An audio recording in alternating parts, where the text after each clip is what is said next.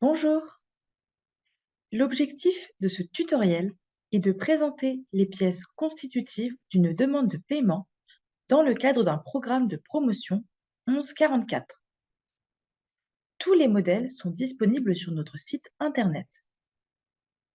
Pour nous trouver, renseignez simplement Enjoy France Agrimaire dans votre barre de recherche Google. Nous sommes la première occurrence. La première pièce constitutive de votre demande de paiement est le formulaire de demande de paiement. Il existe deux modèles de formulaire de demande de paiement. L'un est destiné à vos demandes de paiement intermédiaires, l'autre est destiné à vos demandes de paiement du solde. Vous pouvez voir apparaître à l'écran le formulaire de demande de paiement intermédiaire. Ce formulaire est à renvoyer dans les 60 jours suivant la fin de chaque période de rapport. Il récapitule les différents documents à joindre à votre demande. Le rapport technique périodique, la copie du matériel promotionnel, le tableau des indicateurs et le rapport financier. Veillez à indiquer le montant demandé en chiffres et en lettres et faire signer le formulaire au représentant légal ayant signé la convention.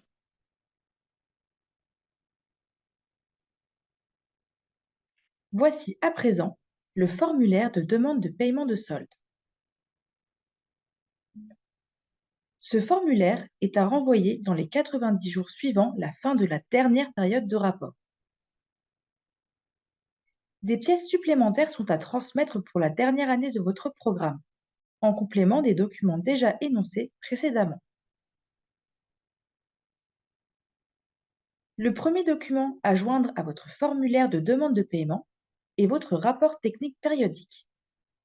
Nous mettons à votre disposition 4 modèles de rapport technique périodique. 2 d'entre eux sont au format Word et 2 d'entre eux sont au format Excel. Il existe 2 trames différentes, plus ou moins détaillées.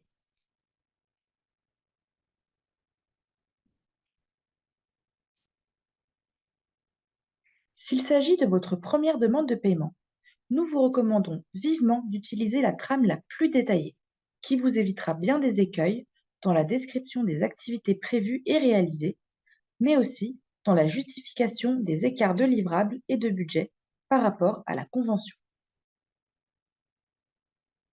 Vous devez joindre une copie du matériel et des supports visuels utilisés et remplir le tableau d'évaluation des indicateurs.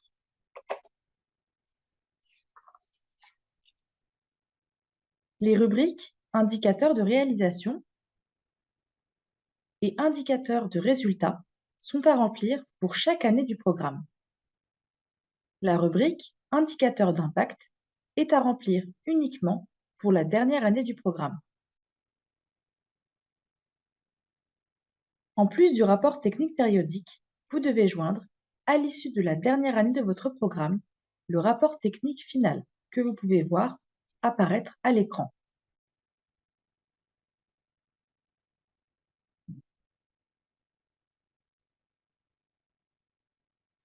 Passons à présent aux éléments financiers à joindre à votre demande de paiement.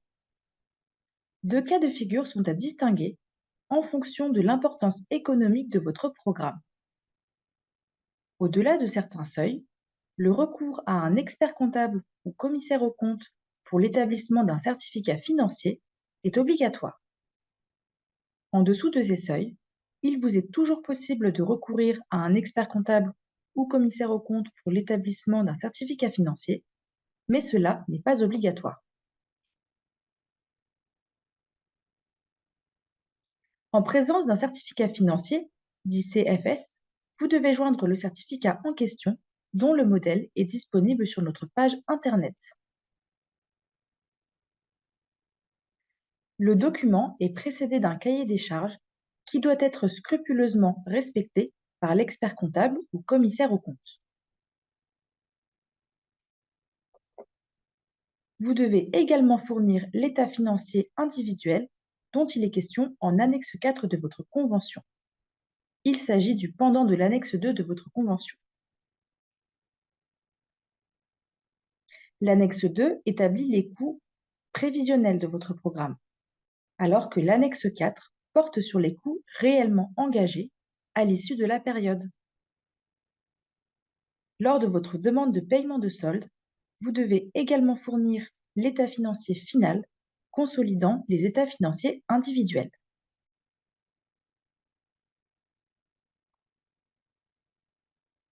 Enfin, vous devez fournir le tableau de déclaration des dépenses dûment complété.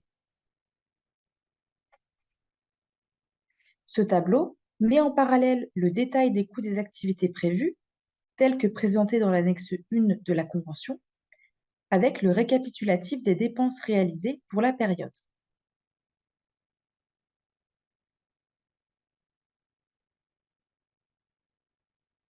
En l'absence d'un CFS, l'état financier individuel et le tableau de déclaration des dépenses sont à transmettre accompagnés des factures de premier niveau et relevés bancaires correspondants.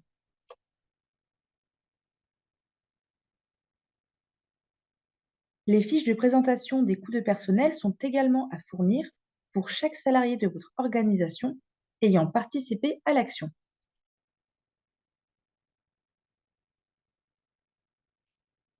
Elles s'accompagnent d'une attestation à renseigner par votre expert comptable ou commissaire aux comptes.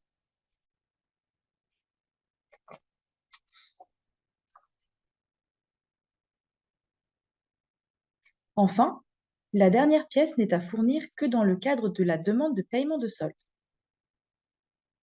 Il s'agit de l'étude d'évaluation des résultats réalisée par un organisme externe. Aucun formalisme n'est imposé pour ce document. L'étude doit être conforme à l'annexe 1 de la Convention et l'organisme externe doit être sélectionné conformément à la procédure en ligne sur notre page web.